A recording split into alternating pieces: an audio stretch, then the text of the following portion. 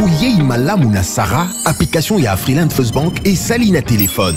Salela misolo na yo na tango nyonso lingi. Na Sarah Banking, ezande bank na chombo na yo. Tinda mbongo na yo na bokengeli nyonso ata ofandi na ndako.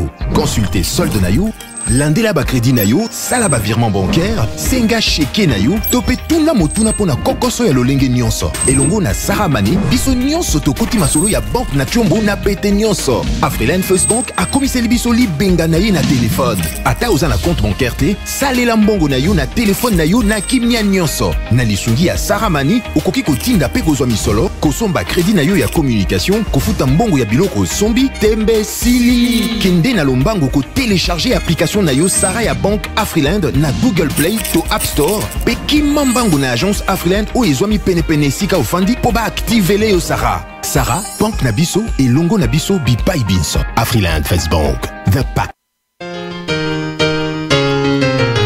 Promotion dans les restaurants DFC. Convivial pour des sorties entre amis ou en famille. Venez savourer les délices de la cuisine congolaise et du monde dans tous les restaurants DFC. Pour la cuisine congolaise, les restaurants DFC vous proposent un menu très riche et des plats variés. Vous pouvez vous-même aussi faire la composition selon votre préférence et votre goût. À 4,5 $, mangez votre plat complet de saucisses, plus frites, plus coca offert. Soit mangez l'hamburger complet, modèle des États-Unis, plus frites, plus coca. Et pour booster votre forme, votre énergie, DFC vous propose les jus de gingembre ou tangawiz à 1 $. Venez vous rafraîchir avec nos glaces faites au modèle de l'Italie, avec un goût intense et un fondant incomparable. Venez également célébrer vos anniversaires dans les restaurants DFC. Les gâteaux vous sera donnés gratuitement. Cadeau du restaurant. Retrouvez les restaurants DFC au Bon Marché sur l'avenue Flambeau, non loin de l'hôtel Phoenix. À Massina sur le boulevard Lumumba, en face de l'Eucalyptus sur l'avenue Matonkoumou. À Matungé, à l'immeuble Mayalos sur l'avenue Bonga. Et à Kitambo Magasin, référence Rond-Point Magasin en allant vers UPM. DFC, une cuisine saine et généreuse. Vous avez des difficultés à trouver un véhicule qui convient à votre budget? B4World, avec un stock de plus de 80 000 véhicules en ligne, vous offre un large choix au prix le moins cher du marché. B4World assure une livraison rapide et sécurisée à nos clients de la RD Congo. Il vous suffit de commander et nous chargeons du reste. Alors passez votre commande dès maintenant sur www.b4world.jp et recevez votre véhicule à la frontière la plus proche de votre région. B4World, keep moving forward, keep smiling. Mbote na bino balandi nyonso ya bosolo na politique officielle misa ya lingala ya tongo ya lelo ebandi bobandaki kozelango utakala motema likolo bawe ya kanda basiliki bazobenga yango sango misa yango ekobanda ngonga nini nalobaka la bino avant to banda miso yo ezala ba pression autour ya ce programme. Il y a des informations qu'il faudra vérifier pour se rassurer réellement ce que nous allons diffuser est vrai. Il y a des retouches, il y a beaucoup de choses que vous avez techniques et zali. Pour ça l'émission c'est tout un combat. Donc Roya peut une émission en votre où tu parti à parler. Donc il faut que centrer biloko belé. Ne nous en tenez pas rigueur pour ce petit retard. Nous allons nous rattraper.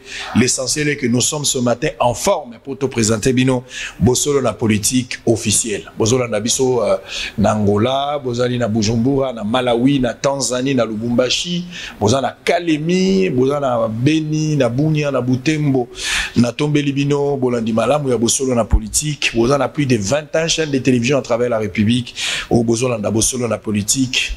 Ce programme a une audience très populaire. Alors on va parler de l'Union sacrée. L'Union sacrée parce qu'il y a un monde des alliés. L'actualité, où ils allaient bouger République démocratique du Congo, en attente, il y a début, il y a ma consultation, Oyo, Moto Azala qui désignait le informateur, je parle ici des professeurs, Bahati, Abana Moussa Naye, un communiqué et Sengele Salamalelo pour fixer l'opinion par rapport au déroulement et à Makambaron Nenge Gozala. C'est aussi un retard. du fait qu'Azala qui déjà nommé Outa dans le mois de décembre, Kasikino Lelo, il y a presque 2 semaines dans Nabani Mosalate, certainement, Bazo Lugaba Salamoi, préalable, les belés, Kotia, moi, qu'on a place pour que nous soyons à la malam. Nous espérons que nous soyons à la malam. Togolo Belayango. Alors, Batou et Belé à FCC, Bakat ici, Batou et Belé, soit le bagi la moisson est grande, mais il y a peu d'ouvriers. Et Sengeli Baya. Mais il faut baya. Est-ce que ça n'a pas on va parler un peu de tout, mais je vais commencer avec la question de l'Est, parce qu'il y a un des obétangaï motema. Pour ce faire ce matin pour la 2e fois, la première fois c'était à une émission enregistrée. Tout ça, nous en avons cherché une autre, mais occasion à la guité parce que Ndekwazagi Libanda Mboka, Ngaipe Nazaki m'ont empêché finalement. Dieu dans son économie savait qu'elle est l'homme de Gossalam. J'ai l'honneur, considération avec plaisir de recevoir ici un homme à plusieurs casquettes. Mais les autres ont le rôle politique. Pour ceux qui ont dit que DG, Singeza Mwamoulaye. Monsieur Thierry Moussenepo, Azali invité Nabsolelon na Tongo, un politique, mais en même temps cadre. Na CCU, c'est CCU. Oui, il y a parti cher, il y a Lambert Mende, au Malanga, ancien porte-parole, il y a gouvernement, dans régime passé, où Azali Lelo, directeur. Président, Azali président, Azali PCA, la ligne maritime. Très bien. Et député national. Et député national aussi, je crois. Alors, Mbote Nayo et puis bonne année. Mbote Ndekosango, bonne année Nayope. Namon changé Soutan. On a Namon Angote, première fois rouge blanc. Et une colobaite Mboula Eza, Makambo Malam pour Mboka. Mbote Pena Bandeko Banso Bakolanda Biso. Très bien. Alors, selon la politique, peut-être nous avons cette occasion.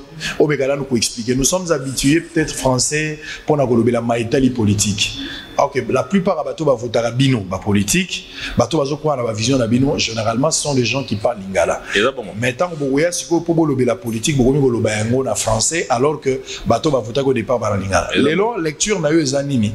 Comment on a bossé la politique na lingala? Une humiliation, valeur ou bien considération? Valeur et ma c'est parce que biso toza bateau yo toza bateau to ikampiko eleko papa mobutu ya authenticité.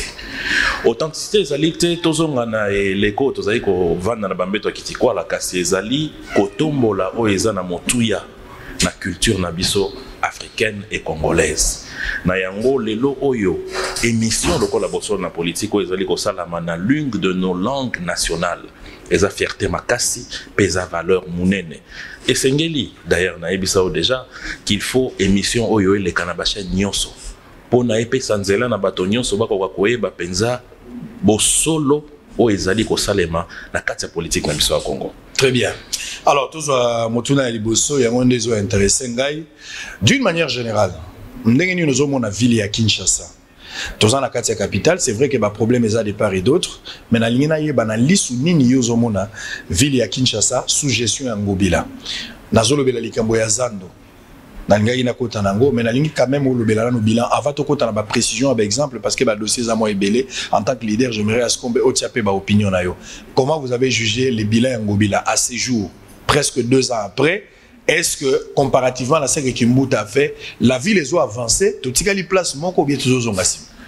Solo ne kolanga ya liboso na web souhaite pour na kisasa eko kakokoma malamu esengeli totonga ville ya Mibale oyo salama na est ya Kinshasa biso kuto sito bandi yango solo lobiete le loto lo bamaka mosusu te sito bandi na kotonga 1000 maisons na côté mangengenge po eza important était ville ya Kinshasa eko kako suivre progression et population ndeko Gentini Ngobila banda comme gouverneur azosala mosala ebele solo pasi moko ezali na Kisasa ezali empiètement entre responsabilité à gouvernement central na gouvernement provincial.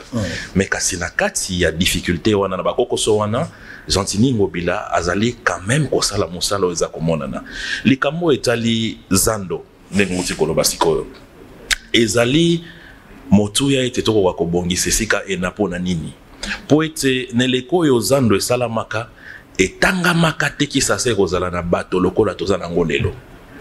Eza normal te ba pavillon nombo esalamaka na leko wana ti lelo etikala bongo. Eza normal te bisika oyo bama ya bosoto esengelaki bima na Zando ezala boucher po kaka bato baza kolinga te kolongola ba mesa na bango esengeli bateka. Ngana banzi ete ndenge lelo Bula matadi ya zui e anoete akokako ndingisa ete akokako kangana no Zando po ete mosala esalama ezali malamu mingi soki natango confinement esalamaki totika ki ete mosala ena esalama na banza lelo tolinga tobeta masolo mosusu na o etali banzela ezana banzelo etali gouvernement central kasi zape na banzelo etali hôtel de ville na ba etali hôtel de ville nini ko salama na monaki dernièrement gouverneur a kende ko lancer ba travaux ya route Bongolo na monaki dernièrement lancé ba travaux ya ko créer nzela ko banda monga fulati pene ngiringiri awa na monaki dernièrement na oeza prévu na kati ya ville ya Kinshasa wa OVD na hôtel de ville va prévoir à peu près dans chaque district, si je ne m'abuse, 18 km par district. Pour Nangaï, ils ont un cambo important. Il y a mis ça, tu es allé le cambo talikin bopeto. Les places sont à la les cambo et talikin bopeto, wana des akosimbate. Pour Nabo Soto, o ezali na Kisasa, ezali makasi mingi. Pour Nangaï, pourquoi ils ont simbate? Pour na makambo mibale, yali boso. Et sengeli était gouverneur a ça la penza makasi po ete likambo wana bopeto ezala décentralisé na ba commune parce que ba bourgmestre bazo rendre bon service te ba oyo amoni ba osala mosala malamu te longola bango ba oyo ba osala malamu lokola ndeko Rosikiwa to Jean Saka ba ko ikotika la pe ko renforcer bango tant que eza monopolisé na niveau ya hôtel de ville à 60% et ba commune baza ko exécuter ngo à 40% yango zo mona tozo mona zo kene nulle part. Et sa responsabilité monene oyo ba bourgmestre sengeli ba s'approprier nango le plus vite possible. Très bien. Mais namoni moi contradiction pas na yo. Yo moko lobi nanga Kinshasa oyo ta mondela salaka yango ezalaka pona nombre ya bateau tozana bango lelote. Yango moni bino tango lobaki bino na ibite sur eza CCU to ezali yo to ezali lingomba na baninga moko sali entreprise bosali entreprise à construction ya bandako nde olobi 1000 maisons eza déjà construites ou bien soki ezotonga maizala projet. Alors soki bino na maele na bino bomoni ke kala ekomi koto yo tokomi ebele sengeli to saki sasa ya mibale justement il fallait tika na logique wana même pona zando na likambo etali Gentini ngobila gouverneur ya ville na ba ville mosusu kaka zando ya kala wana te le constat est amer pona nini ba continuer bazoya na mboko yo bakendaka kaka ko bakisa na oyo ezalaki Gentini ne pouvait pas construire un autre nouveau marché moderne ya monene oyo kokoko za la marché type ya kokotisa bato. C'est-à-dire, au lieu de la awa, beaucoup de la place, monsieur Moussa yaki asalaki bitabe. Gentini aza gouverneur. Pourquoi que ça la zando ya monene, pour les kao wana ya sikate. Kaka na wana, nde sengeli abanda ko bungisa. Tango moto musu pe akoya ko za la peine alikamba ko bungisa. De cette façon, na moni ke yo moko lobi la chose est son contraire. Eh, za contradiction tende ko sango. Awa yo olati sutanya sika na banza o ya kale ezali na ndako. Osukoli yango ezate po sombi sutana sika oya kalo ezaki na mwa langi neti ya liputa na kati obwaki yango be otiki yango ebeba yambo ete yo ya na sultan oya sika osukoli na no ezaki ya liboso na banza atako lelo tozi mokano ete tokoka kotonga une nouvelle ville esengeli ete to bongisa naino o ezali tango Musée Laurent Désiré Kabila zwaki décision kosala wenzo lobi ya bitabe o to bengi na lopoto marché de la liberté. C'est vrai, idée qui était ekokako désengorger grand marché. Mais il ne faut pas to bossa na ete ata lelo oyo basali wenze sika mosusu. Ba activité principale ya bato ezali na centre ville awa. Nde mabe. Nde esika iko sala ete tango mbula matadi azali na ba bureau na e awa na centre ville. Bato pe bakolinga ete moteki azala pene pene na bato bakoya mosala. Yango moniti na ete zando po ezala désengorger, il faut pe ezala na processus général ya désengorgement. Elingi loba ete tango basali zando asika, misala misusu pe ekei pene pene ya zando ena. Po ete koka kopesa nzela na bato ete aye mosala na sima nango aleki na zando asombi mo eloko po kena ona ndako. Nga na lobi te ete lelo oyo esengeli gouverneur atonga zando mosusu te na projet ya ville nga na landaki na TV baza na projet ya kotonga zando ya monene pene pene ya badading mosusu pene pene sika fikine ezali. Kasi ezali kopekisa bango te ba bongisa oyo ezali. Mais kokanga yango na contexte nini kota la place passe toza na mois de janvier tozali na pasi na mboka obi ke économie ya Covid nani problème à Covid-19 et bomi économie ya bato bele ba entreprise bele bakangi bo tenir quand même compte ya ba paramètres wana l'idée cause la malamu mais bota la priorité zali nini Gentini ngobila nga na moni likambo to kota na dossier na yo mais oko supporter nga pour les journalistes n'a pas de problème na retourner ba question gentiment ko zongo mabete comme ça peut procéder au fond nga pas magistrat on va bituna mais tant aux hommes En fait, Batobele Bakoti union sacrée pour avoir l'autorisation. Tozonga na likamboazando. Jantini Ngobilaninga Kangazando, pendant que Tozagi na confinement, ou évoqué problème wana. Mais parce qu'il y a na FCC, ministre intérieur Azana cash, Bayokana Kite. Moutafongo la zando na ministre intérieur. Les loges Jantini, le roi se retrouver dans la union sacrée et commis faiblesse pour les uns. Et puis avantage pour Naé. Donc à profiter pour dire que tout en étant la union sacrée, on t'a attaquer à Zate. C'est ça la stratégie. Cause on a sens on a té. Union sacrée Zate le col à dépotoir to et si comme on boya bato mafia soko lingo betaku ok kuna pose à la protéger. Non, ce n'est pas ça. Il y a une impression ils ont et Zala qui pété.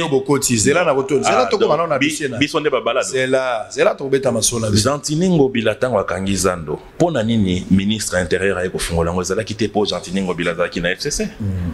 Ezalaki po ete ministre intérieur azali responsable de la sécurité intérieure ya mboka.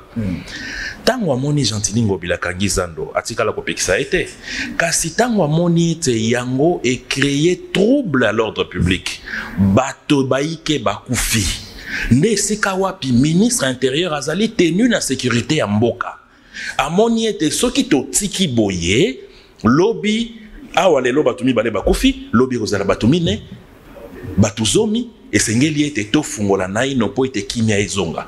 Tala nzela oyo ministre intérieur etinda ki akoka ko lever décision à gouverneur. Ce n'était pas parce que gouverneur a FCC yaza cash, non, c'est pour éviter ba trouble à l'ordre public. Yango azwa ki mokano ena.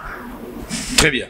Alors, na lingi quand même botala bino mo peuple botala pour makambo et ça la passe boza et belé ba bobengi biso revendication la fermeture ya zando ba congolais au baza côté kanisika wana ba pesi makanisi na bango mais en même temps likambo ville à Kinshasa exact penza salité. C'est vrai que ba effort moké gouverneur azoko akosala meza makasité même pour la likambo ko peto la kisasa na nakisaki bino ba image ya victoire ndenge nazaki na butu place pazo sala musala ba osala ngona kitambo mais bisika ibele lokola matete mokali kimbanseke na mobimba kisasa 90% dans basimbi yango na bopé toté ezali penza salité mais likambo ko banga po mokonzi mboka accompagner ka Jantini na kati ya vision. Je me rappelle na lancement nango na Bandalungwa le chef de l'état a pris part une manière à croire que ça la confiance à Jantini mais aujourd'hui et comme on a lokola président Azali payé à monnaie de sang sur ce dossier là. Monseigneur Fridolin Mbongo Akita qui so moni sangwa komina ko kita sur terrain pour constater pas s'il y a bateau c'est que mabe komi moi ebele. On va suivre ces deux éléments. On se retrouve après pour ce que ta question politique au état libino état l'union sacrée to l'Alexandre ngeni bobongwa mikaka lelo mais boli boko ma évangéliste bobongwana kala te bobongwani lelo to bongona kala bana 1960 to kimbangiste comme ba congolais kimbangiste akoko ma chrétien bana moko te pe akomi apôtre il faut azwa ta ma bondeli faut azwa peta information en image on se retrouve après pour continuer.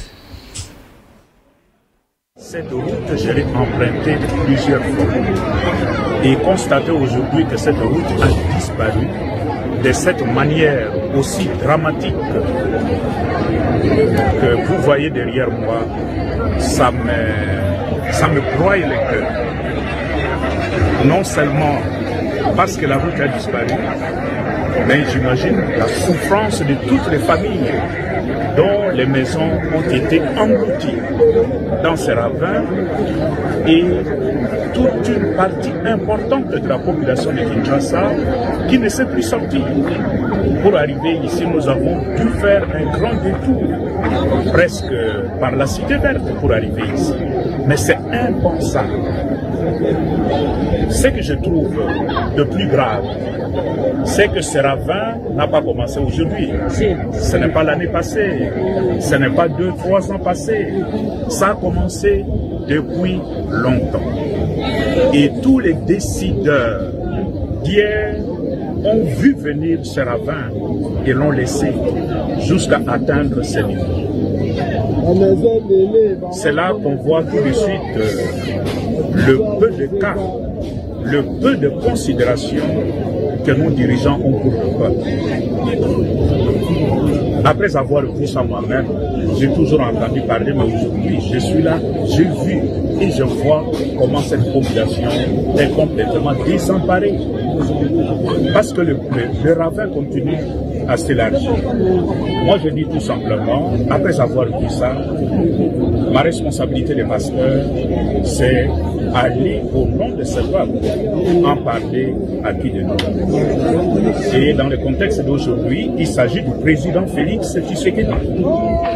Il n'était pas là hier quand le ravin a commencé, mais c'est lui qui est aujourd'hui au pouvoir. Je connais aussi son souci de mettre en application les devises de son parti laissées par son père, le peuple d'abord.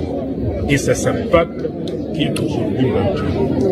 Après l'arrêt du gouverneur de la ville de Kinshasa, Jantini Ngobila, du 11 janvier, portant fermeture momentanée du marché central de Kinshasa pour de travaux d'assainissement, les réactions de commerçants et acheteurs ne se sont pas fait attendre. En colère suite à cette décision du premier citoyen de Kinshasa, ces vendeurs disent oui à l'assainissement et non à la fermeture totale du grand marché. Ainsi, ils proposent au gouverneur Jantini Ngobila d'assainir et de réhabiliter les grands marchés de manière progressive, c'est-à-dire pavillon par pavillon.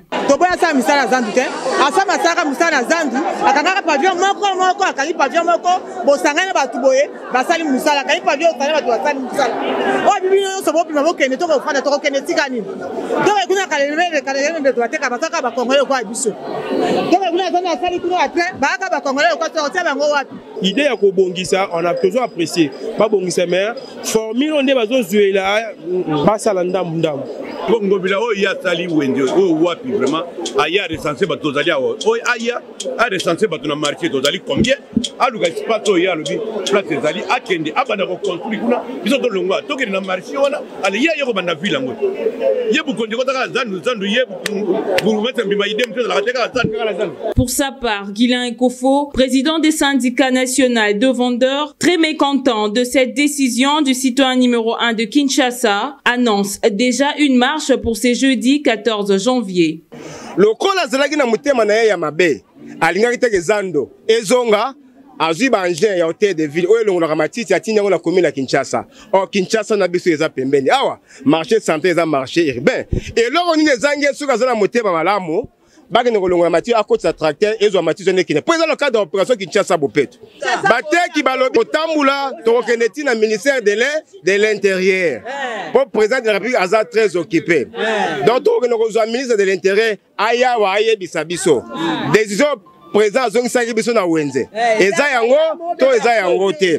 Soki ba kobongisa zando basala yango na ordre. Rappelons que l'année passée lors du confinement, une décision du genre du gouverneur Jantini Ngobila avait provoqué de vives tensions qui avaient coûté la vie de quelques Kinois. Pour éviter le pire, les autorités supérieures sont appelées à intervenir d'urgence pour faire le juste milieu, c'est-à-dire assainir. Bateki azando baleli Jantini Ngobila. Jantini Ngobila. Même Yesu liboso ya fu ya Gadara. Tango fu ya Gadara alinga bimana nzoto. Aibisi Yesu nazamutu. Luke sika mususu. Yesu ayoka lo sambo ya démon alugi les places à Bangulu. Mais c'est-à-dire ça, na place à Otia Bango. Vous avez suivi maintenant la réaction de vendeur. Non, oebi balobaka ete maele pe utare pa muninga. Nalandi mama eloko alobi ezana moto ya mingi. Gouverneur a kosa la réhabilitation pavillon par pavillon. Eza meilleure idée. Au lieu à kokangazando mobimba pour na kotia bato na pasi. Très bien. Na banza ete ekozala malamu mingi a kokakosala étape par étape. Très bien. Bande ko bapesi makanisi moko malamu. Très bien. Alors on attend l'information du jour et puis tokota comment na biso akage ne to gala ito betiana. David Mapoko Tété Makabi. Alors suivez ce que je vais lire maintenant. RDC Union Sacrée. Le président Tshisekedi a de nouveau reçu Katumbi Bemba et Kabonde. RDC, si aujourd'hui on perd Félix Tshisekedi, le Congo disparaîtra pour toujours. Mbosso Nkodia. RDC, Steve Mbikai s'autoproclame cofondateur de l'Union Sacrée et invite Katumbi et Bemba à soutenir seul la candidature du président Félix en 2023. Ouf. Zambé. Union sacrée ne sera pas à la hauteur ne sera pas à la hauteur des espoirs suscités. Jean-Claude Katende. Ça, c'est un constat. Les ministres scellés à la Gouli pilotent le projet de relance de la construction du barrage de Katende. Human Rights, émet des doutes, makambo kamere komi problème. Ça dit, na mundele komi ko douter que kamere bakanga ya solo. Donc pour na mundele kamere zalaka kop. Bakoye ko kanga kamere te. Faut batika kamera zonga mutu normal. C'est le Human Rights. Donc justice o ya biso salaki musala. Même mundele atala bitete ba pot de vin zalakia. Bako kanga kamere boyete. Botika kamera zonga. Azongela musala na ye po balongola na le directeur à cabinet Human Rights. Est-ce que bendi likonda to eza penza musala? Human Rights émet des doutes sur les véritables motifs des poursuites judiciaires contre Vital Kamerhe. Surtout que bandako e monana. Pourquoi Kamerhe zaka na prison? Human Rights oyo batebele opposition zaka mike. Human Rights alobi human da zongise libino. Libérer Kamerhe selon bango. RDC wana skonde na tangi boyoka bato Israël yondo soutenir Kamerhe papa ngaite Human Rights ngaite nazanga na mouvement wote. 5 nouveaux citoyens appellent le gouvernement et le peuple à ne pas accompagner les projets. Il y a Bisso de Dan Glattler. Dan Glattler a commis son approbation. RDC, affaire, pétition. Le bureau d'âge porte plainte contre le huissier de justice et le secrétaire administratif de l'équipe Mabunda. Plainte sur plainte. État des droits vivants. La gratitude souffre d'un déficit de leadership caractérisé par l'absence de vision et de budgétisation, a dit la Senko. On va terminer par ces désinformations. République démocratique du Congo, 5 élus du Grand Kasaï, dont Adolphe Lumanu et Valentin Ngandou, réitèrent leur loyauté, à Kabila a exigé le départ du bureau d'âge. Covid, on termine. Pas d'année scolaire et académique blanche, rassure le gouvernement. Très bien. Thierry Mosenepo. Lambert Mende ayebana le rôle la ministre Mogo Tobenga coutumier pendant Kabila reine na nyonso Menda zonga na ba anglais tout. Il a tout gagné. Yondo zuite wana na yebi yo zuite. Atane bokendo kuta na président bozo tambo na bino mbale boye. Go kaka na era poste ce qui Menda yo kozwa te na yebi Menda nga fonctionner. Par rapport à ce que je connais, le bas a changé. Alors ici je voulais comprendre pourquoi aujourd'hui vous avez trahi Kabila, Kabang, les Raïs, Mingi Raïs, pour suivre Tshisekedi. Nini Obozuna Kabila te. Quelle est la motivation? Quelles sont les vraies raisons? Pourquoi avoir quitté Kabila? Kabila vous a tout donné. L'ingratitude amène toujours la trahison. Kabila a tout donné à Mende. Qu'est-ce que Mende n'a pas reçu? Mbongo a zui, Mapango a zui, honneur a zui, considération. Qu'est-ce que Kabila ne vous a pas donné? Pourquoi vous avez trahi Kabila? Thierry Mosenepo. Matondo ndeko sango na banza motuna no ezali malamu mingi po ete bato mingi bandalo biba ko yebisa ngai o bino pona nini bo trahir bongo na bongo. Ya liboso ndeko sango na ko yebisa ete trahison ezate. Po ete lelo oyo ko sala na président Félix Tshisekedi Tshilombo elinko lobate ko trahir Joseph Kabila Kabange. Pour ceux qui ezalaki boye mbele ye moko Joseph Kabila signa na ye na 2019 accord ya gestion ya mboka te. Soki ye moko signaki eza po ete ayebi ete mboka na biso oyo ata gouvernement moko te to mosala moko te salama sans coalition. Yami Balé tango moni président de la République apesaki a accordaki audience na honorable Lambert Mende oyo ngana kendeki kotika. Na sima ete basololi makambo etali LMC tango basololi makambo ya politique. Motuna ya liboso oyo honorable Lambert Mende atuni na mokonzi ya mboka ezali nini? Mokonzi ya mboka. Ngai nazali na kati ya FCC, nazali mokonzi ya regroupement politique Alliance CCU et Alliés. Lelo ozo ebisa bato ete bakoka koyana union sacrée. Union sacrée yango ezali nini? Peso ki nalandi yo na kozwa nini? Yoka te wana yondo bakise. Wana yondo bakise. Yoka e ano ya mokonzi ya mboka. Mokonzi ya mboka elobi ete mboka na biso ezongisima mingi. Mingi likolo ya bakerel ezangatina. Naza na besoin ete batu ba adhérer na vision na ngai oyo na kati ya union sacrée. Lambert Mende na tiré Mosene po na bengi yango parti politique te. Na bengi yango regroupement politique te. Kasi na bengi yango coalition de gouvernance. Elinko banini. Yo Mende otikali CCU. Yo Mosene po otikali CCU. Songolo ena atikali FDC to PPRD. Kasi na kati ya mangomba na bino bondimi ete bokota na kati ya vision nanga. Vision wana eza nini? Yoka. Vision wana eza nini? Non, nano na sisite. Nazotikelo maloba. Kasi kopesa ngo lokola te eloko mosusu. Expliquer kaka ke la tika ngana tulu mutuna we. Nazo relancer yo. C'est-à-dire ndenge ozobimisa ngo c'est comme si nano existate. Oyo mokonzi mboka zo sala wana nde yango wana FCC. Te. Eza différent? Eza différent. La kisa. Mokonzi mboka lobi vision ngo eza nini? Yambo ete na motuna na yo ya mibale. Vision ngo ezali koboya corruption. To bunda biso nyonso po ete kimia ezonga na est. To bongisa social ya mboka. Pe to continuer élan ya développement ya mboka na biso. Omoni esika wapi biso CCU tolobi ete solo nzela o ezali nzela malamu pona biso ete tokoka kokota na kati ya vision ya mokonzi ya mboka. Kasi na motuno oyo tuni bokiseneza wapi na FCC. Ndeko sango esengeli oyeba ete FCC tango bakelaki yango ezalaki na ino po ete baenyonso oyo bautaki opposition, oyo bautaki AMP, oyo bautaki société civile, oyo wapi base retrouvaki na sima ya accord ya Saint-Sylvestre ya le 31 décembre 2018. Naba oyo wapi basinyaki accord ya Cité de l'Union africaine ya dialogue. Bakoka kokende nzela moko na maponami po ete bazala na candidat moko pe bakoka kotala ndenge nini bakokamba mboka elongo. Kasi moto na moto agardaki identité na ye. Yango wana omonaki ete na kati ya FCC moto moko te azalaki candidat FCC. Moto moko te azalaki candidat député ou sénateur FCC. Ezalaki coalition pour na élection. Différemment na coalition oyo asiko ezali pour na gouvernance.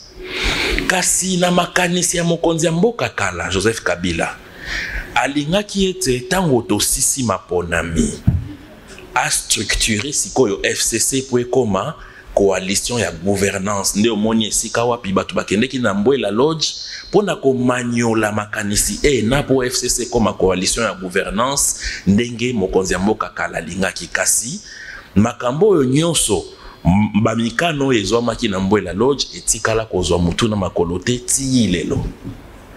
Nde yango moni wapi FCC ezwi kokoso po ete soki nzela na oyo ezwamaki mikano ezwamaki na Mbwela Lodge ezwaki nzela na sima ya structuration ya FCC po ekoma coalition de gestion tango mosusu na lobi bien tango mosusu makambo linga ezala ndenge mosusu lelo. Donc selon analyse na yo, erreur grave, faiblesse ya FCC, point faible esali ke ba dribbler bango lelo.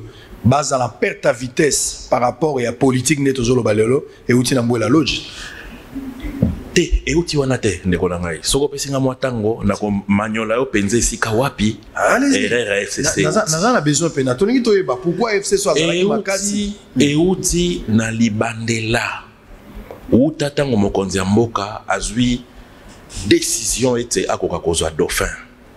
Ngai ndeko wayo nazwaki chance ya kokendo tika ndeko Lambert Mende tozaki biso mine. Ngai Lambert Mende, André Alain Tundu na ministre ya droits humains André Lite.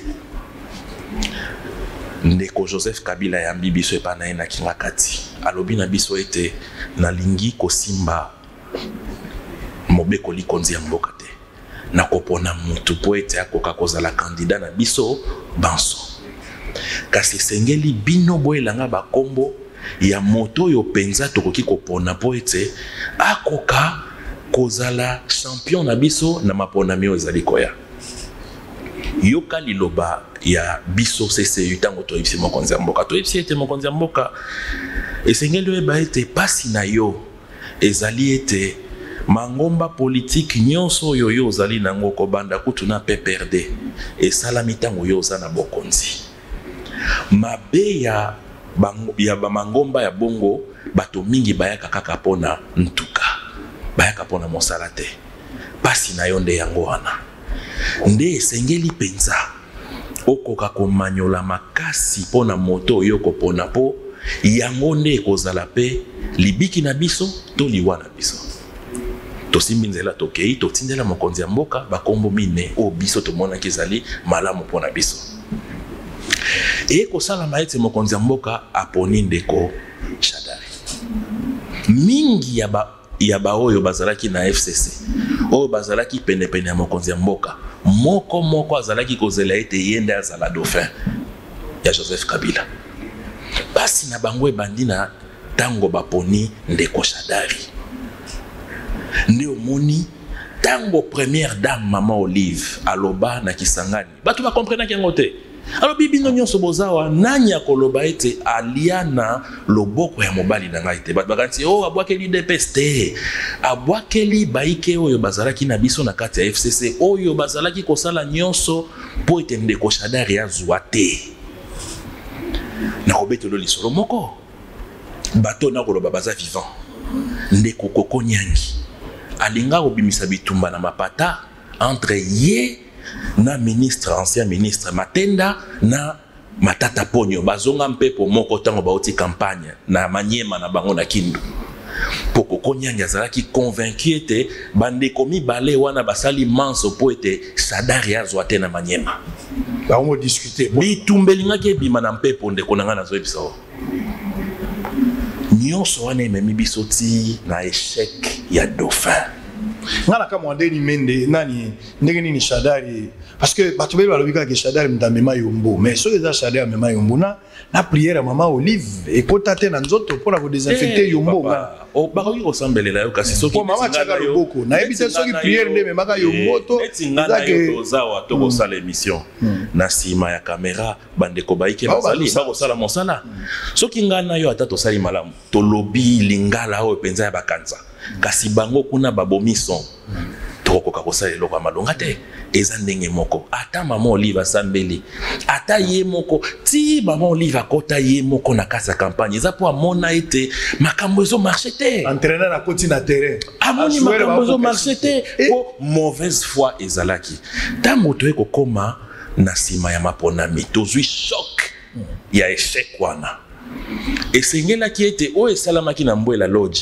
esalama na ngonga ena yo zali moto ya bongo makasi okoyeba ete bandeko misusu kutu ya kati ya FCC ba exija départ ya bato nyonso bazaki ba dirigeant FCC oyo ba échoua kasi eloko wana esalama te structuration ya FCC oyo tozali kozela esalama te nyonso wana ntango osangisi na eloko oyo tobengi ba trahison interne bien sûr eza ndako esika nazalaki kolala nakoki koloba mabe nango te nde ememi biso na pasi oyo donc ba trahison à l'interne ba kuba bato bazalaki sincérité comme pezalaka partout mais ya FCC komaki mwa mingi likolo ya likunya ya ndenge moto songolo to pakala baponaki edo c'est-à-dire yo uti na FCC tango na FCC bato balobaka ke to bimisa vérité Félix Tshisekedi azwaka élection te to yebi place azwaka pouvoir to bimisa ezalani ezalaka lukuta pona kobanisa to ezalaka pena ya solo ndeko nanga wana eza ba mal à l'aise ezalaka ba mal à l'aise papa yo mona wapi yo za na classe na lobi te ke yo tricher na classe mais bato bazali ba tricher yo mona wapi yo zwi doc o créer moi doc na po tricher aux formule mathématique mais o tricher le moninga yo so monango tricher la moninga te ba tricher la kaka ye mokoti soki penza ezalaki likambo ya kopesa bokonzi na moto si balinga ba pesa dauphin na biso po ba tricher la mwana moninga te maponami mutakoki pe kobosana ki bongo papa na pesi pasteur Kiziami na mbote pour ko vérifier ça autorisé alors to pusana ngala pusana mo sekini ngala na mona pasteur kala alors nangina yebawa na tuna ko question wali so répondre yete ebisa ko Kabila pesi bino nyonso oyebisinga te soki ya solo oui Kabila pesi bino nyonso de kolanga yo ndengo za Kabila pesi bino nyonso s'il te plaît sango olobaka oui to non te oh bien eza ngai yo ndengo zali wana ozana oyo bato bayi bien na lingala na bien ngote ozana régisseur d'antenne ozana caméraman ozana opérateur et preneur de son réalisateur opesi bango mosala solo kasi bango pe bakozong selo nini mosala elingi koloba nini Joseph Kabila en tant que mokonzi ya mboka apesa biso confiance apesa Lambert Mende confiance ngasi kana tuna yo confiance wana Mende na confiance na mosala Mende azongi sango te so itolobi lelo total ba meilleur ministre de 2006 ti 2018 nanya hotel mana Mende particularité ni beaucoup de la Félix Tshisekedi au Kabila za na moté. En tout cas Ninge balobaka ete en toute sincérité. En toute sincérité. Tokokanaka kasi motono motazali na motema na ye. Particularité ezali na Félix Tshisekedi ezali mingi koloba oyo azokanisa. Joseph Kabila aza na ndenge na ye. Azalaka moto yo amaniolaka mingi na kati na ye. Abimisaka penza oyo azokanisa te. Bokoya boye bango na sima. Kasi Félix Tshisekedi na ngonga oyo tosali na ye. Na masolo biso misato ozoyo kapenza makambo yo ye azokanisa azoloba penza oyo nga na lingite oyo nga na lingi boye mutu tel na lingite na lingi makambo tambola boye azoloba na bino clairement.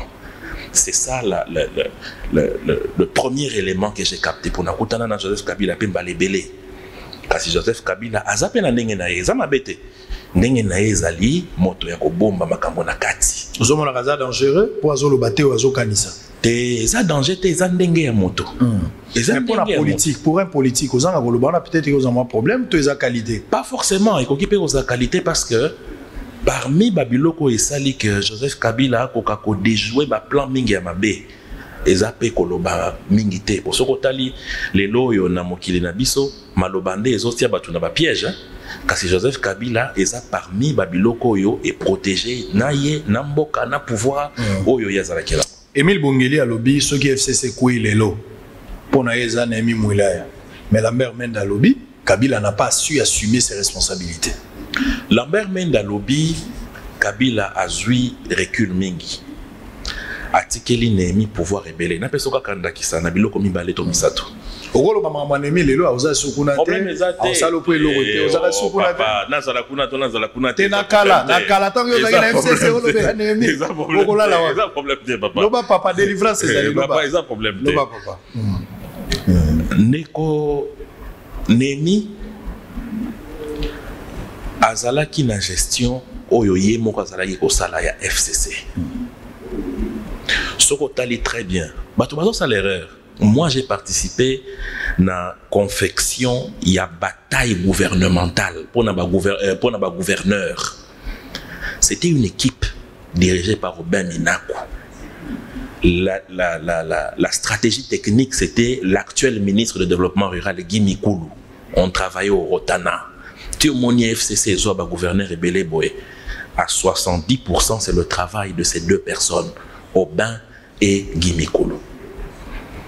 Quand Némi est venu récupérer l'affaire, c'était vers la fin pratiquement, et commis Kokoso, parce que Azalaki trop personnalisé Makam. Et l'autorité morale n'a pas aidé à briser cette glace-là.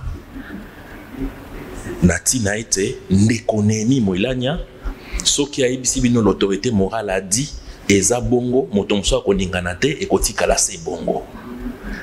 Alors que FCC Zalaki n'a besoin et Zala na équipe ya ko diriger. Pour ce qu'on tali malamu tango to utaki na maponami. Avant maponami, FCC Zalaki na équipe moko. Oezaki composé na professeur Henri Mova, Aubin Minaku, Némi Mulania, Azaria Souberwa, Ingele Ifoto, Bitakwira, ezali ko permettre te ba interlocuteur bazala. Kasi eloko yo ezako zala lelo reproché na l'économie eza enfermement na individualité aye moko mutu.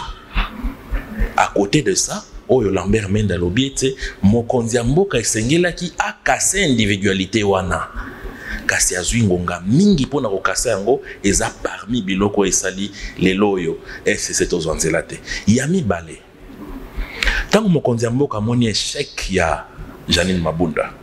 Azwi mpepo ake na Lubumbashi pona jour na bulala te. Tolala te. Bondima te. Tolala te ponga na zalaka la veille ya vote wana na zalaka na ndako ya Mabunda na ba député.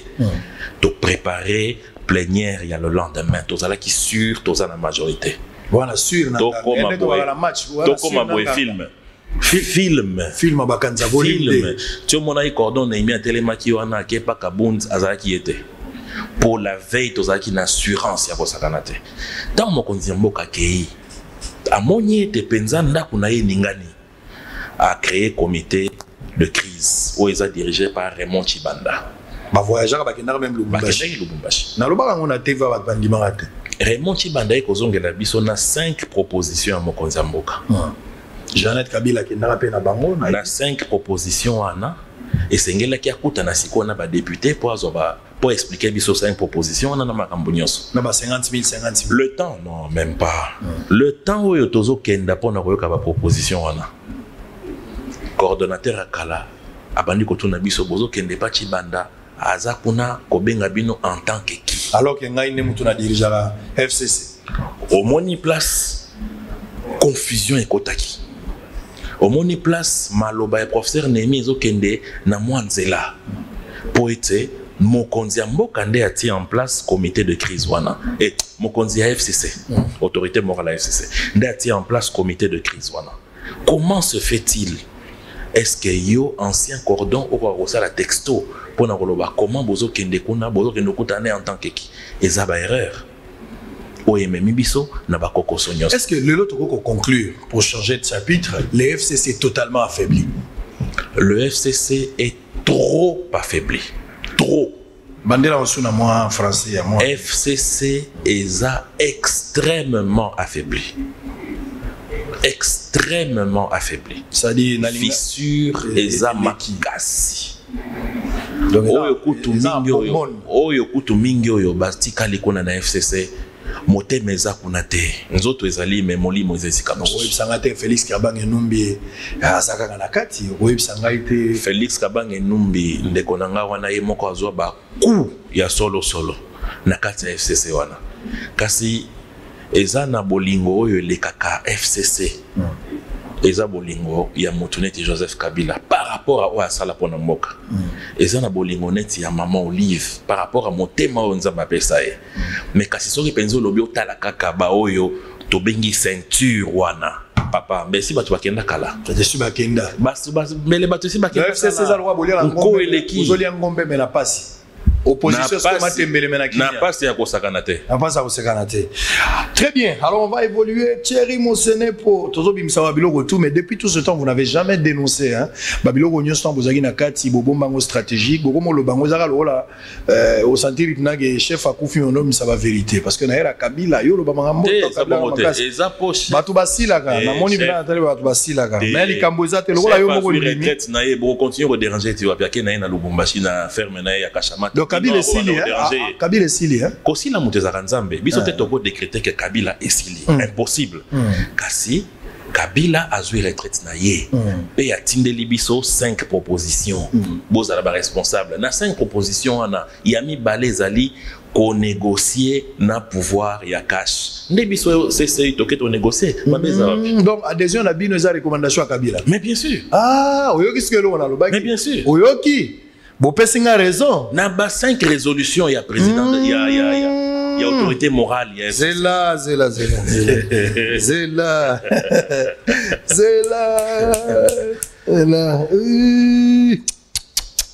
Donc, ce qui n'a pas qui bien été, ce que l'Union bandela, na ba recommandation à Kabila point 2. Vu crise ou ezali. Négociation. Nenge fissure et côté. Négociation. Kabila lobby l'adversaire est fort, il faut pas l'attaquer, il faut le contourner. Non, pas qu'on négociation pour na continuer gérance. Pour na nini. Kabila lobby était soki bolobi boke na affrontement et que guerre bimiawa. Bino boza ba civil boyebi passe ya guerre te. Ngana ebiango. Mboke kozonga sima. Ceux qui ont une opposition, ceux qui ont une opposition. Ceux qui ont une opposition, mais oyo biso to mona qui est important, ils ont bon négocier. Si koyo to négocier na FCC oyo ba ko potana kuna comité de crise Nemi Mwilanya. Non, to suis responsabilité na biso en tant que CCU. Toka moité ceux qui Chibala a sali déclaration, toka moité ceux qui José Makila a sali déclaration, ba na union ça. Tout ceux qui Nemi a sali déclaration. Ah Nemi peut avoir recommandé, faut qu'on tape na union ça. Papa l'autorité morale a tenu des recommandations parmi bon négocier. Oya Monique, il faut y guerre. Ah ça là, total la soirée dans la makasi. Oya Monique, il faut négociation. Aïe, nzela obiso tozui. Pona akoka kobakisa moi eloko na oyo président de la République akosala pona mboka. Très bien, on va revenir. Recommandation ya autorité morale ya kala JKK depuis Lubumbashi. Oyebi sokoza na rendez-vous na bitumba même nanganga. C'est-à-dire oyebi si moto kete obunda ba 16h. Osolo la nganga lié à lati. Soko yebo ba 15h03 bio tenganga zobela. Reporter bitumba. Soko insister na combat wana, il faut s'assumer. Alors il faut la pragmatique et rationnelle. Adhésion massive. Je me posais la question. Comment est-ce que Bato FCC bazo côté belé boy? Il aurait fallu seulement 281 signatures. Moïne Donzang Yalobaki a poba koisa mabunda. Ne quoi reconnaître que balala kateli kayabo pembe na bido ma intention. Finalement mabunda kei. Mais par quel mécanisme Bato bakobi ko longwe belé des adhésions de trop? On vient d'avoir la réponse. Kabila lui-même a recommandé à ce genre il faut négocier. Si vous ne négociez pas, vous comptez dans la guerre. Au lingo négocier, on négocie. Mais pourquoi vous avez refusé l'opposition? C'était aussi une bonne idée. Vous avez failli l'opposition. Non. Mais pourquoi vous frère? Et ça, ça n'a rien à voir avec. Mais beaucoup qui gaz. Ça n'a rien à voir avec. Beaucoup qui pierre à opposition. Ça n'a rien à voir. Ça a à voir avec le fait que ma s'oppose à Katango, par exemple. Ce qui tango mon konzembo quand même qui lobby. Ngai na sali union sacrée pona comme roi ya Congo, pona comme grand Manitou, empereur Bokassa II, tolinga ki tokota en opposition. Mais tango boke boyo ki mutu, makambo alinga sala pona mboka eza malamu pe ezali na nzela ya oyo bino bolinga ka bosala. Bosala ka opposition pona plaisir. Pona kosepelisa nzoto to boko sangisa makasi na bino na ye po ete bokene na nzela oyo ye ayebisi bino to yo kiango na mato ya mutu te ye moko mokonzi ya mboka alobi yango. Très bien. Félix Tshisekedi patin, marionnette, étiquette et lilingi ya pamba. Wana ba kombo ebele banda opesa yo. Félix Tshisekedi béton ya zelu baki ya ndenge na ndenge. Ba traité ba kombo ye moko abengi yango humiliation. Lelo, après avoir subi le coup au FCC a Zui, Moto Azalaki faible, m'a travaillé bino en aval et en amont. Comme on dit, Félix Tshisekedi, je parle de la qualité. Toujours marionnette, un homme faible, manque d'expérience, quelqu'un qui n'a jamais combattu. Grand stratège. Grand stratège. Grand stratège. Très bien. Pour Koko c'est FCC, il faut ça là, mais à Bétiango. À Bétiango Dada. Il faut qu'on reconnaître. Abeti bino na prolongation, ton deuxième étape est incomplet. Naibisio Penza Abeti. Abeti. Très bien. Alors, quand tu vois l'adversaire, l'ancien adversaire reconnaître qu'il a été. Chéri Mosene pour. Aux années, la vérité, pour Zoloba bien. Alors, on va prendre quand même quelque chose pour souffler, puis on revient pour continuer. Couvre-feu. Couvre-feu. 21h, Vananandaku. Nayoki Mutumoko a commis à l'obio Tendeko. Boye bisa général, jour ya match ya Léopard au Betana Congo Brazzaville na Chan. Deuxième mi-temps total on a ba souciat. Po to la wana ba tshela biso ka ba TV. Donc et elle rola ba défier police que jour à match. Premier mi-temps et vous allez la na biso match au banda 20h juste 20h45. 15 minutes et vous allez répondre à 21h juste tant par exemple ça deuxième mi-temps. Au lieu to bando bundana police to Mikeli dans la souciat mais poste wana ba tshande TV. Bon, respecter Makambo police à l'objet est très important. Nous avons fait le tour de la ville avec le général Silvano Kasongo. Suivez ce constat, Tozako Zonga. On entame le deuxième chapitre avec Thierry Mosenepo. À tout à l'heure. Après plusieurs interpellations du journaliste d'investigation Israël Mutombo, patron de la rédaction de Bossolona Politique Officielle, sur les dérapages et les manques de professionnalisme des éléments de la PNC, le commissaire provincial de la police ville de Kinshasa, le général Silvano Kasongo, n'a pas pu faire sourde oreille. Ce mercredi, le numéro 1 de la police ville de Kinshasa, accompagné de l'équipe de Bossolona Politique Officielle, a fait la ronde de la capitale pour s'enquérir des dérapages et manques de professionnalisme de certains éléments de la PNC et surtout en cette période du couvre-feu dû à la deuxième vague de la Covid-19. Hélas, le constat est très décevant dans la mesure où les éléments commis dans les barrières ne font que percevoir des montants forfaitaires pour faire passer les Quinois qui se promènent au-delà de 21h. Un autre constat, après, c'est l'agressivité de certains éléments de la police. Du côté de la population quinoise, le commandant ville de Kinshasa a constaté un niveau très élevé du trafic d'influence qui fait que certaines personnes passent sans être inquiétées alors que les mesures prises par les autorités compétentes du couvre-feu concernent tout le monde. Au cours de cette ronde, le général Silvano Kasongo a été éclairé de constater les soucis de Lalou dans le quartier d'Elvo devient un parking de motos et de véhicules avec des policiers seulement, comme on peut le voir sur ces images. Et signalons que le patron de la police ville de Kinshasa, le général Silvano Kasongo, interpelle tous les propriétaires de véhicules et des motos de prendre toutes les dispositions idoines car toutes les voitures et motos qui seront trouvées dans le sous-siège de la police seront considérées comme bien sans maître. Très bien. Wow. Merci beaucoup. Précieux Mouyoko, merci à Énergie. On est en train de travailler, nous sommes en direct, fidèles téléspectateurs. Avant que je reprenne avec Thierry Mosenepo, dans le lobby, je vous ai montré un document. IGF.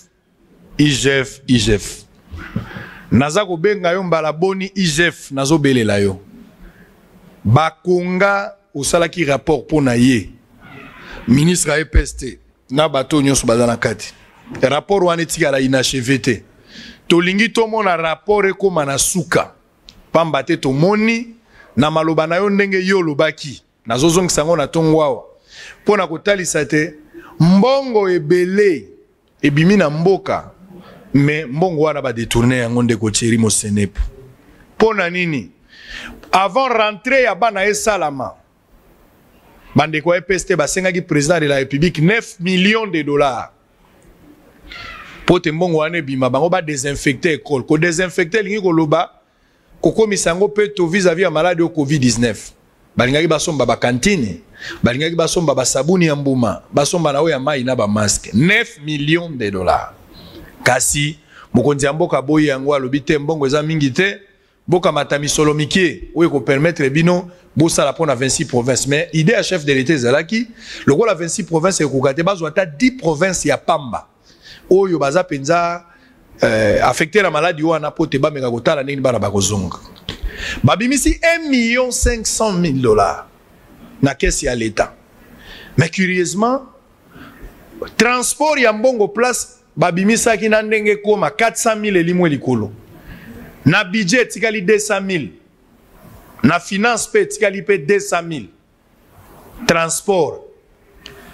Trajet nango eleki awa Kinshasa, sali ya lokolo ngwe Paris, osali 20 jours, otambola mokili mobimba 200,000 $. Budget, finance, bango pe bazui tie comme pa bandeko EPST. EPST a percevoir kaka 1,100,000 $. Nde azwaki.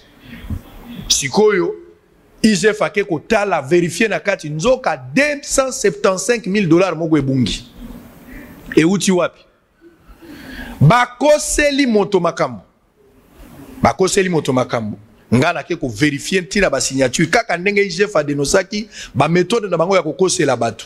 Bakamati mbongo batie kombo na moto mosusu batie na signature bakosi ke mutazwaki mbongo wana. 275,000 $ bangi basombela ngo nini? Ba justifier yango basombeli yango sabuni. Basombeli yango cantine basombi na ba masque za 8,000 $, soki 8,000 $, soki 80,000 $ sur 8,000. Est-ce que beaucoup comprendre que savon ya kosukola maboko na masque, savon liquide, savon yango eza mekako, eza silfo babenda ya kala, to savon ya ndenge nini oyo ekokuta 275,000 $. Et sengeli bakonga ministre à répondre apesa pole na biloko wana. Soki apesi pole te bakonga kotika la liberté sengeli ba interpeller akangama eza état de droit. Pourquoi bozo pa coller mafuta IGF bato mususu bakomi ko panzo sango te IGF il paraît-il azwaki 100,000 ngana lobi te na yebi IGF jamais akoko simba mbongo laksanga monene na yo IGF laksa ba congolais bandima ya solo laksa biso IGF yebisanga mangamba bakonga sali yebisanga nana ebimara pa bakaboli chaque mois. Et puis, réseau en est fonctionné et bandit kaka na gratuité te bandi même avant gratuité ya nini wana ba fonctionner kaka na mbongo wana pendant que toza na période de Covid confinement bakangi ba école ba frais de fonctionnement ba école ezobima on se comprend ba école bakangi ba enseignant na ndako bana na ndako biso loso confinement mais ba frais à fonctionnement ya ba école ezobima on se comprend ka ba biloko wana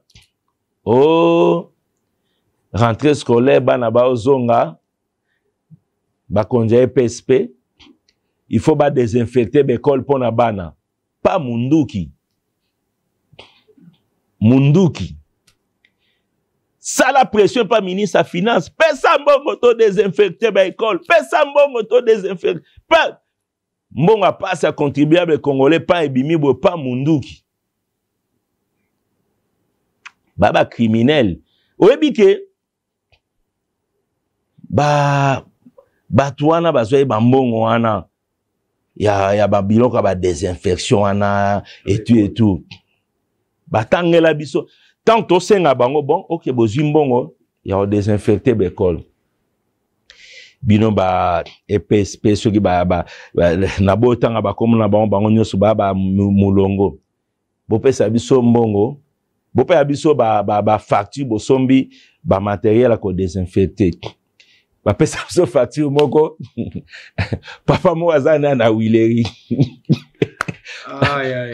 to komi pa na ye acha maboko na mutu donc ba beta na facture na komba mutu avant na ye ayebi ne kutelo mote na wileri na wileri ba bamba facture vraiment tala kabaka ta facture na kombo na ye to benga yo moni batu ba kansake to sala musa mon professionnel hein to benga ya tala bo aleli alobi mboko yo papa qui a dit que ba beta facture na kombo na e ayebi lote aoya peti na justice aoya pe ko témoigner akoya facture na ezali nini akoya aye mogote obi ke rigueur no leki kengo na Sénat azaye mogote mususu kutu ya sala na e ba biloko ya ba pano ba bambela e facture tala kabamba facture donc EPST oyo na ebité EPST oyo makambo na bandeko lo ba mikolo le tala kabamba facture azali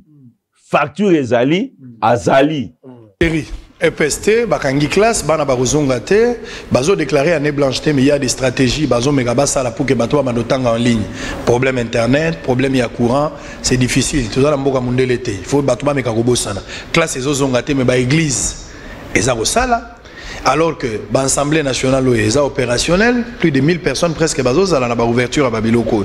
Contamination paysanne, na tabazando monsieur salama na babis vie est normal. Pourquoi au privé ba na classe ba étudiant bazotangate ba na bazotangate en difficulté. Mais en même temps au yoki likamboyo na niveau ya parquet ba déposer déjà rapport. IGF a déposé le jour il a déposé moi j'étais là. Le rapport est déposé. Mais rapport ba déposé tisikoyo ko interpeller ba konga pose problème.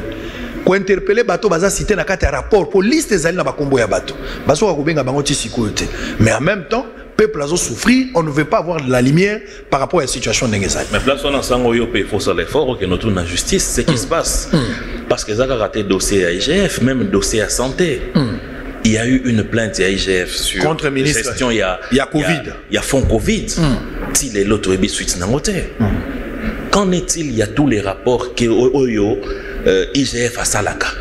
Makambo etali neti ya bana classe ndeko na ngai. Esengeli toza la prudent. Solo toza na posa ete bana bazonga na kelasi. Kasi bato yo batangi virus oyo bazolo banini. Bazolo ba ete biso mikolo ngana on est vani boy to respecter distanciation. Na ba église bato bazoto sa distanciation ba masque na makambo mususu. Kasi na ba kelasi bana bazoto sa penzate.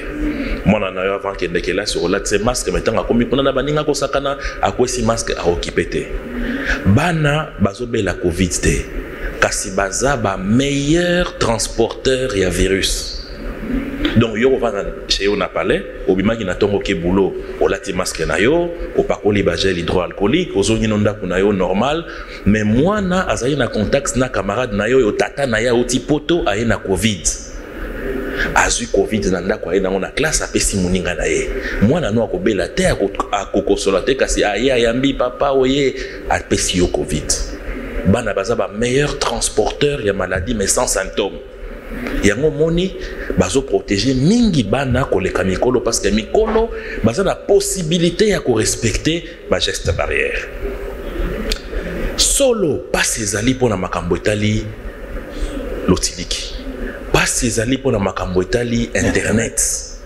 kasi eza important était gouvernement ils ont ba solution très vite par rapport na yango solo toza prototé mais tokoki pété tout exposer bana na biso avenir ya mboka po ete bakoka kozala na bokono oyo po toyebi pété ndenge nini bana bako réagir soki baza trop exposé na maladie wana kasi oyo ezosala pasi eza soki penza ya solo ete mo solo oyo esengeli koprotege bana na biso na baekole mbola matadi a décidé ete mbongo ekoka kobima kasi bato baza kodame yango ndeko nanga ta yo moko en tout cas ngai soki na longwe awa première chose na kosala nasala tuna mona procureur na tuna e qu'en est-il ya dossier et na kosenga na ba député na biso a CCU bakoka ko interpeller vice ministre à justice pour ete toyeba qu'en est-il ce que ça les Kambouya ya ndeko Pius Romain Roland justice très rapide Barnabé très rapide mais il y a ba somme ya boye présumé détourné mais c'est très grave et ça grave et puis le comme ça ko sala maté tout ça ko tala yemoko bakonga uti ko signer arrêté toujours lui il vient de signer un arrêté à créer service or qu'il n'a pas compétence il n'a pas qualité à créer service mutaza na ngoza ministre premier ministre ndako sala par décret à créer un service à créer service il récupère quelqu'un qui a fait 9 mois dans service à commissaire chef de service or qu'il faut normalement l'administration 10 ans pour que mutakoma alors tout ça, les désordres déjà conscients. Il récupère quelqu'un au hasard une nouvelle unité, à commissaire directeur des infos na EDIC. Les lots batounos bazala qui on a pas commis. Pourquoi ces désordres? Je ne comprends rien. Je comprends rien. Je ne comprends rien. Et curieusement, comment la gouvernement Bimika Kabakonga na balongo lié na EPST, barego na développement rural. C'est comme ça que ça fonctionne chez nous. Nous espérons que vous salam. Alors, adhésion à plusieurs personnalités, adhésion à plusieurs personnalités, notamment Lambert Mende, Steve Mbikai, Adolphe Ngoïka, Alphonse Ngoïka Sange, Nabatu Belé, et aussi cité inquiétude de Belé dans la opposition publique.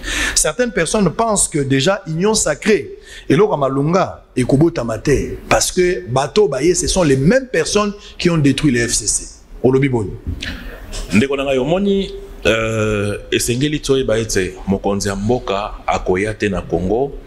Akomi kosala na bangolais to na ba tanzanien akosala kaka na ba congolais avantage tozanango c'est que mokonzi mboka za muto yo ayebi la plupart ya ba homme politique ngana ototanga ba kombwa ayebi ba faiblesse na ba force na bango un bon manager eza muto aza na capacité ya kobimisa bolamu o eza na kati ya mutu akoka ko étouffer à réussir ko étouffer mabe o ezana kati na ye ngana banza ete solo ezana bande ko na biso baike misusu oyo esengeli penza justice ko kolandela bango pona makambo oyo bazali kotelemela bango neti ya kimoyibi to makambo mosusu kasi toboya te moto kaka po o asali mingi te soki penza na mayele ya kosalela mboka elinko loba te moto esengeli kaka sala na gouvernement mutu akoki pe kosala na bureau d'études azotinda maele na ye na bakasa et pas mokonzi mboka mutu musu akoki pe kosala na kati ya province mutu musu akoki kosala na kati ya entreprise elingi koloba te kaka na gouvernement kasi bato nyonso oyo lelo baza na tina ya kolanda mokonzi mboka pona makambo etali ba valeur oyo eza na kati ya union sacrée mabe eza te ndeko na ngai mabe eza te. Très bien. Est-ce que vous avez un rappel? Vous avez un rappel? Vous avez une question. Tant que vous avez une FCC, 2 ans à Félix Tshisekedi, Bino, na liboso ba TVB, quand je parle Bino, les gens du FCC, vous accusez que Félix Tshisekedi comme un violeur à répétition et à texte, c'est-à-dire pour violer la constitution à répétition. Les accusations na bino. Lelo à titre de rappel, au cours rappelé ndenge bino pour adhérer sur qu'on a union sacrée, combien de violations Félix a violé depuis Oyebi à titre de rappel quand même. Ce qui est vrai, c'est qu'il y a eu beaucoup de distorsions dans le texte. Ça c'est vrai. Mais na banza soki penza ozai kolanda oyo ngai mosene pour nazai koloba. Mingi nazai koloba ete esengeli likambo etali violation en constitution ils la déterminer na cour constitutionnelle. Na motote o lamuki na tongo olobi ete violation esalami. Eza cour constitutionnelle na koyi koloba.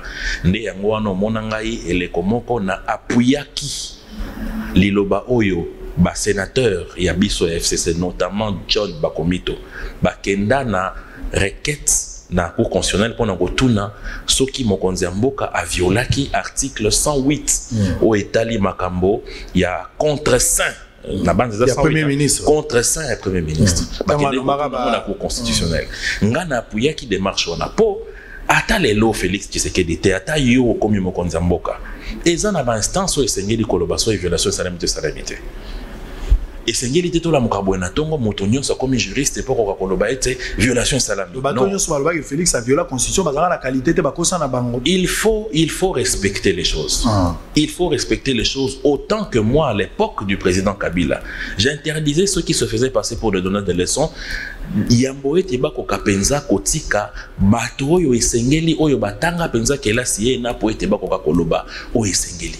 So le gouvernement ebimi lelo bakasi ka FCC ba se retrouver te na ba poste le rôle abino bolongo union sacrée Nikolanga ngai na zalaki parmi ba pionniers ya régime ya président Joseph Kabila lorsqu'il a dirigé ce pays. Natika la aux poste mon côté na longata Eline Kolobate lobby sur le gouvernement et salami toza 80 millions de Congolais, gouvernement ce n'est pas plus de 60 personnes ou de 70 personnes.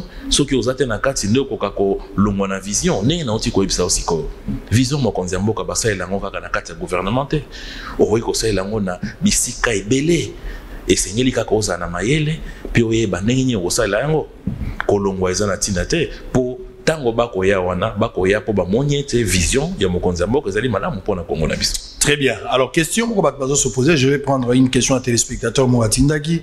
La configuration actuelle de l'Union sacrée, selon Thierry Monsenepo, regroupement politique ni négoïe qu'aux tête et Assemblée nationale, est-ce bah transfuge à PPRD de l'Assemblée, Moïse, UDPS ou AFDC?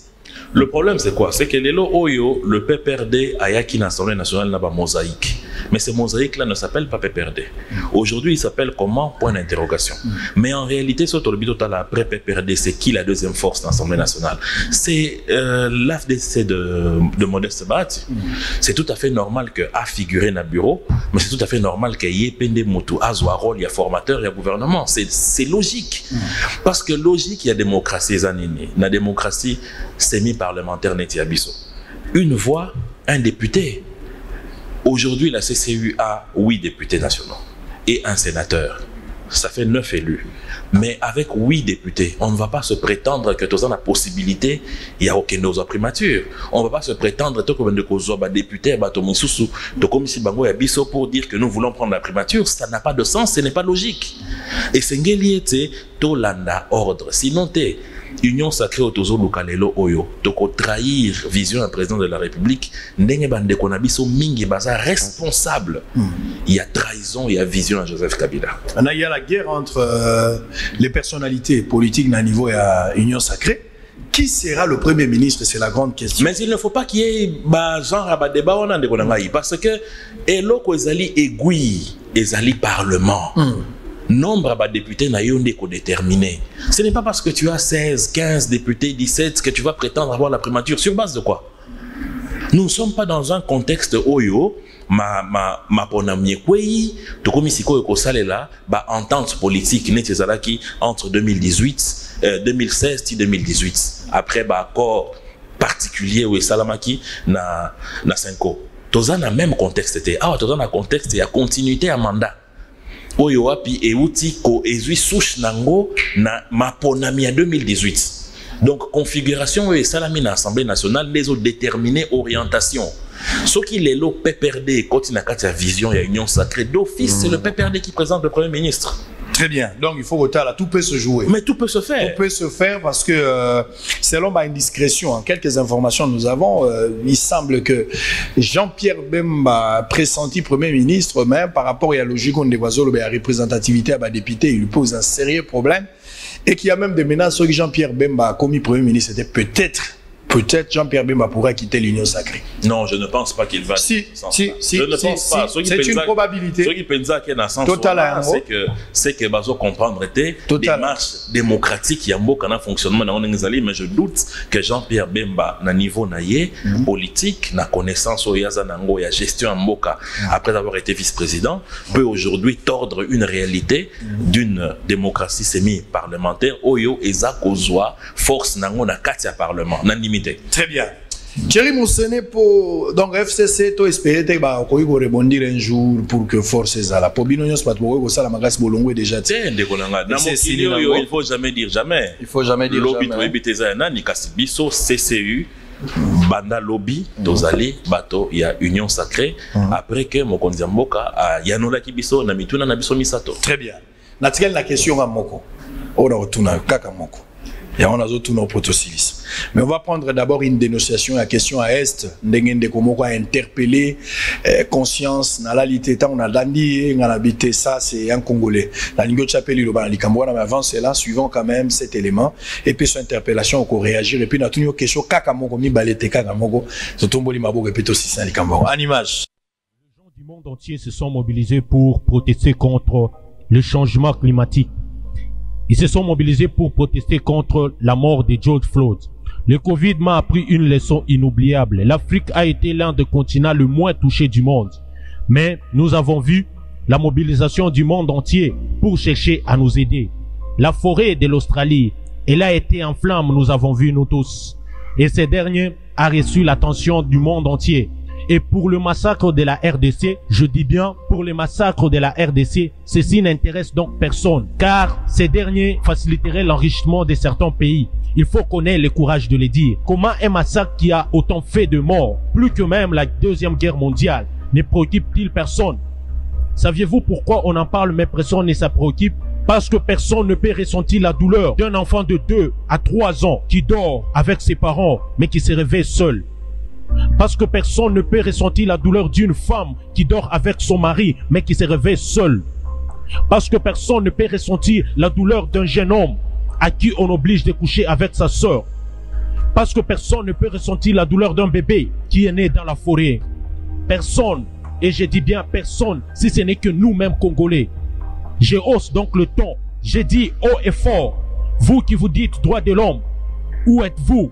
Vous qui criez droits humains, la MONUSCO et toutes les autres organisations, où êtes-vous? Nos chers musiciens, comédiens et journalistes, où êtes-vous? La musique congolaise, elle est parmi la musique la plus consommée au monde. Utilisez donc votre influence pour faire passer le message. Non, chers journalistes, si vous étiez aussi engagés, comme vous l'aviez fait lors de l'arrivée de Moïse Katumbi à Kinshasa, on serait des gens en paix. Nous mourons chaque jour. Nos enfants n'ont plus de rêves. Comment est-ce que nos amis d'autres provinces vivent normalement pendant qu'il y a le feu dans la cuisine? Chers frères et sœurs de Kinshasa, de Bandundu, de l'Équateur et du Grand Katanga, et bien d'autres provinces, pourquoi êtes-vous calmes? C'est une affaire de la RDC. Nous sommes Congolais autant que vous. Qu'est-ce que nous avons fait pour mériter ça? Nous avons été un peuple patient et tolérant. Mais notre patience a bien des limites. À quoi donc nous aident des relations avec des pays comme les USA, la France, etc.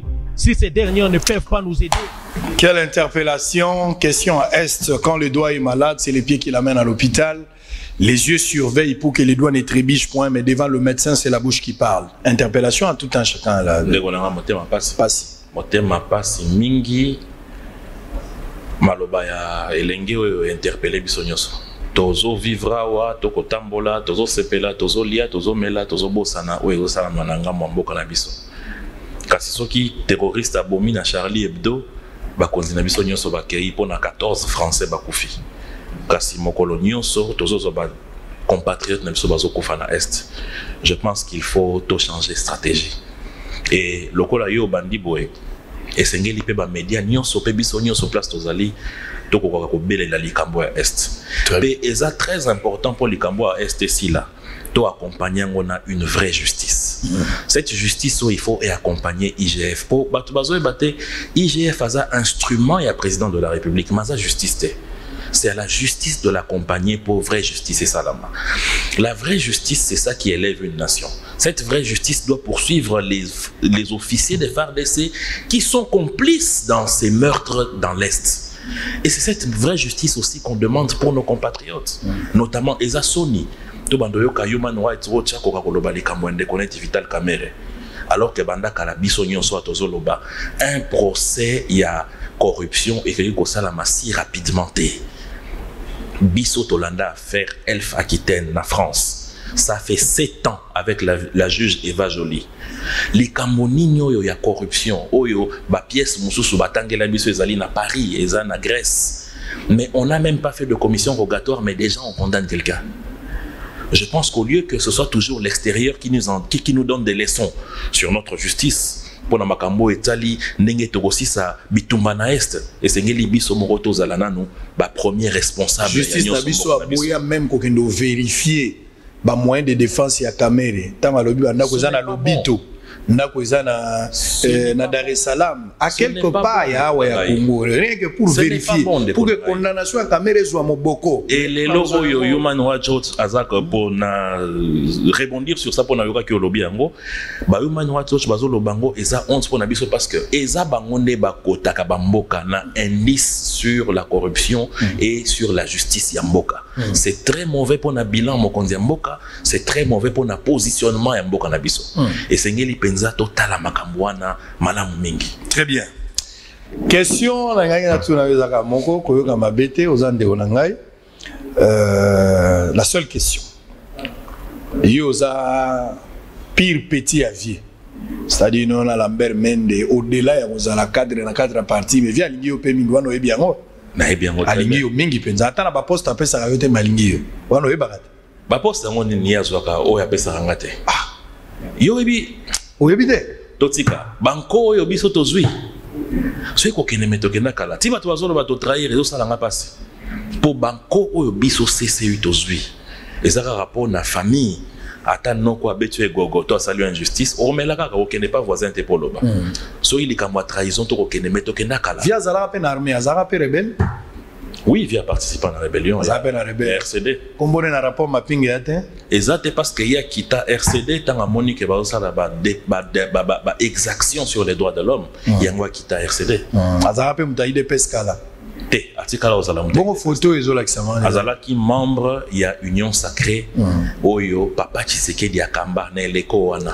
Il y a Azala qui na kati ko représenter parti naye MLC Lumumba. Donc via atikala aux ana ide pesca. Atikala aux ala membre ni ko zo carte ya membre ya. Pour la moni batu musuba ba komi plus nostalgique ba tutu ba misi ba foba. Carte na papa Tshisekedi Azala membre ya gouvernement na ya SNZT wana. Akenda ko tuna Nations Unies ba bengana bango. Balala libanda. Pour ça ko sala na papa Tshisekedi. Atikala ozala membre ya UDPST azala kikuna na contexte donc ayebi ba président Félix ayebi ba Valentin Mubaki aza moto akala na bango très bien donc azongi na ndako na ye lisolo ya diamant ndako na biso ndeko diamant za diamant atikala ozala tende kolima oh bakanga vie pona diamant bakanga vie pona moteur mabe diamant atikala ozala te libanga wana ezaki quartz pour vient en tant que député ya loja tango bamboka tie ba villageois bandeko na biso ya kuna na loja bazwi libanga wana bango babengi ngo diamant ye abengi bango ou soit bango babengi balobi ah ekumani awa tozwi libanga ya gaya tozo banga soki to kenda ngo bisika mususu ba roboto la biso ngo ndenge basala ka biso kaka ye ibisi bango bokende et pas ya chef de division en mine pour certifier ngo et puis ba sele koli e yawa nde salamaki bandeko wana ba yawa. Honorable Lambert Mende avant d'ici bango et pas naïe pour baser nesika okendete. Yé moko azui téléphone à Bengi Pascal Niembo à l'époque jusqu'à présent DG il y a centre d'expertise il y a ba matières précieuses. A IBC tala bande ko boye boye ba yena libanga wa basi ba sele yango na bato division mine na loja et sengeli au centre d'expertise pour osunga bango pe baluka moyen bango pe batongo bazaki na ba carte na bango négociant. Papa toka mwa boye lobi nango na tongo mbila kitinanda pa vieux Ote te aux diamants. Oui, aux diamants en tant que qui, pourquoi, comment ça explique? Sans koyo kavie, bazui na jipe. Travailler ma bé, film penza, ça une humiliation avia. Au moni et là on a zo biso ba blessure. Est-ce que tika na koyo ka déclaration mon FCC? Mais tout le monde a autant mutunda sali gaffe na gouvernement ndenge ba indi saki boulevard a pour na ko soutenir hier alors que biso ezalaki injustice à monene pour libanga wana ndenge nazo yebisa yo et kenda c'est ba expertise ba loba eza diamanté. Très bien. C'est nga bandeko wana bokoti ke la biso ngote comme échantillon a poto laksaka batu bandeko bandima bazo ba loja faux $, pourquoi na tigela yo? Très bien. Alors joyeux anniversaire. Joyeux anniversaire Lina Chilumbo. Lina Chilumbo azali assistante principale et chef de l'État. Mokonzi Mboka Félix Antoine Chilombo Tshisekedi siko assistante principale na ye azakaka moko yeyo Lina Muvaro nzambe apesi une année de plus Muvaro ama ma cousine. Joyeux anniversaire, happy birthday to you, Motama Elamu Lina Muvaro. Joyeux anniversaire. Joyeux anniversaire et outil pas à Sango Mokonzi. Longévité, prospérité, bonheur. Aux alliés assistantes Pembeni à Mokonzi. Tisiko on a vérifié, même au PJ à outil ça dans un rapport. Bandozala Mokonzi mo mabe na wezate. Swezala kito linga kito luba. Félicitations. Oumela ndinga bakino balobaga Lina Muvaro. JBP a ébissé joyeux anniversaire. Bota la JB ndinga rejoindre ngai. Happy birthday Lina Muvaro, Madame Chilumbo. Là où repose le cœur de l'honorable Paul Chilumbo Moulongeshwa Balongeshi. Joyeux anniversaire à toi. Que du bonheur. C'est ton jour, profite de ta journée, fais la fête. Amuse-toi, que Dieu te garde. Longue vie à toi. Beaucoup de bénédictions. Allez, sois béni. Check, c'est pas pareil. Joyeux anniversaire. Tombola rasma vous aussi ça. Blanc, plus blanc que neige, blanc, plus blanc que neige, lavé dans le sang de l'agneau, je serai plus blanc que la neige. Ouais, mais bien. Merci. Bon, wa FCC na Rozoate. Non, produit yo. Merci. Bon, wa IDPS na Rozoate. Bon, wa la muka na Rozoate. Mutumwa wa pesa ngambongo te. Je reste. Na poste on a rozalapé candidaté ni 2023 ni 2028 na tigali journaliste. Amen. Très bien. Vrai ou faux ou taï ko ibsangaya wa que FCC ezali extrêmement affaibli. Vrai.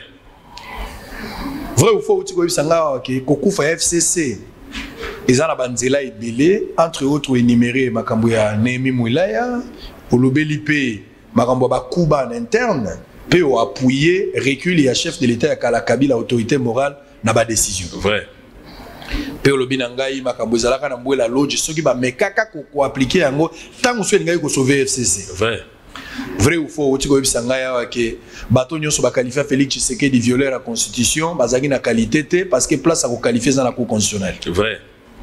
Vrai ou faux otiko bisangai bokoti na union sacrée, non pas parce que Bozola Nambongo, mais c'est sur recommandation à Joseph Kabila. Vrai.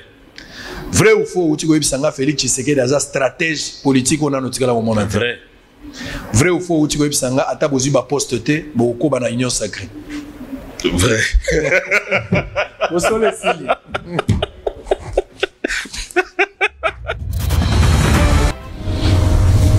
Bouyei malamu na Sarah, application ya Freeland First Bank et sali na téléphone.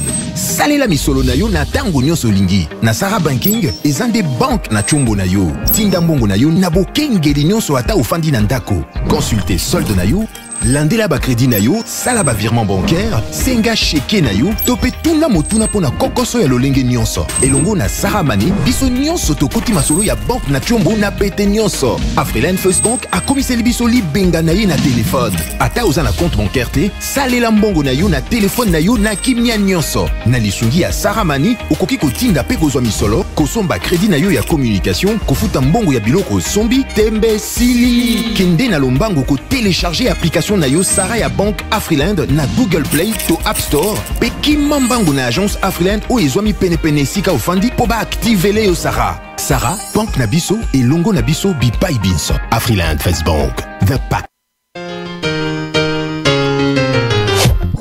Promotion dans les restaurants DFC.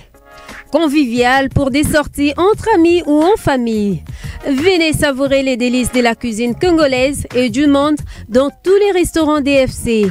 Pour la cuisine congolaise, les restaurants DFC vous proposent un menu très riche et des plats variés. Vous pouvez vous-même aussi faire la composition selon votre préférence et votre goût. À 4,5 $, mangez votre plat complet de saucisses, plus frites, plus coca offert. Soit mangez l'hamburger complet, modèle des États-Unis, plus frites, plus coca. Et pour booster votre forme, votre énergie, DFC vous propose les jus de gingembre ou tangawiz à 1 $. Venez vous rafraîchir avec nos glaces faites au modèle de l'Italie, avec un goût intense et un fondant incomparable. Venez également célébrer vos anniversaires dans les restaurants DFC. Les gâteaux vous seront donnés gratuitement. Cadeau du restaurant. Retrouvez les restaurants DFC au Bon Marché sur l'avenue Flambeau, non loin de l'hôtel Phoenix. À Massina sur le boulevard Lumumba, en face de l'Eucalyptus sur l'avenue Matonkoumou. À Matungé, à l'immeuble Mayalos sur l'avenue Bonga. Et à Kitambo Magasin, référence Rond-Point Magasin en allant vers UPN. DFC, une cuisine saine et généreuse. Vous avez des difficultés à trouver un véhicule qui convient à votre budget? B4World, avec un stock de plus de 80 000 véhicules en ligne, vous offre un large choix au prix le moins cher du marché. B4World assure une livraison rapide et sécurisée à nos clients de la RD Congo. Il vous suffit de commander et nous chargeons du reste. Alors passez votre commande dès maintenant sur www.b4world.jp et recevez votre véhicule à la frontière la plus proche de votre région. B4World, keep moving forward, keep smiling.